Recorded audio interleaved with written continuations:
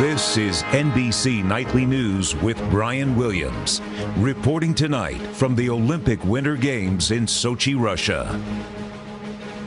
Good evening. Today, an official of the United Nations tried to tell the world, so there will be no mistake, that we are living in the midst of a modern-day Hitler.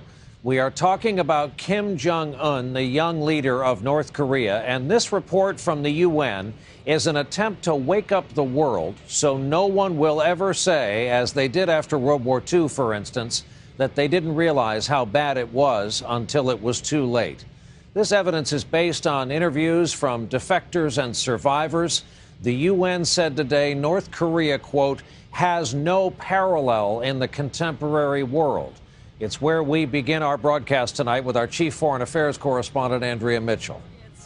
North Korea's Kim Jong-un at his father's mausoleum, a birthday tribute Sunday, even as the UN accuses the Kim dynasty of Nazi-like atrocities, a vast network of prison camps, horrors going back decades, extermination, murder, enslavement, torture, imprisonment, rape, sexual violence, and forced abortions. There will be no excusing a failure of action because we didn't know.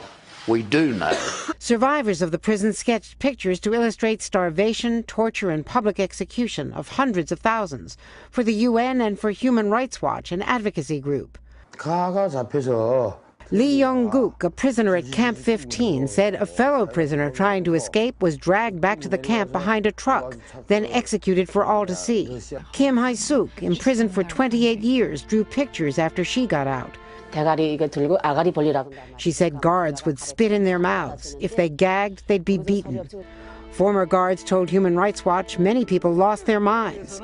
Children starved. Families foraged for snakes or mice to feed their children. And the UN report says when women prisoners gave birth, most often guards force either the mother or a third person to kill the baby by drowning it in water or suffocating it by holding a cloth or other item against its face, or putting the baby face down so that it cannot breathe. This report is really the most comprehensive documentation that we've seen of the unimaginable cruelties of the North Korean prison camp system. No freedom. Ju-il Kim, a North Korean army general who defected, says today's report could bring hope to the North Korean people. But will they ever learn of it?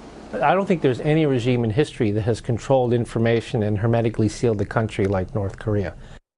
The UN Commission also warned China it could be guilty of aiding and abetting crimes against humanity by returning North Korean defectors who were then executed. China will likely block the Security Council from punishing North Korea, which today called the charges a plot to defame and sabotage its country. Advocates say the UN's General Assembly, where China has no veto, should now take action so this report gets a world forum. Brian? Andrea, as we said, it's hard to hear about, but the UN says they need the world to know. Andrea Mitchell from our D.C. newsroom tonight. Andrea, thanks.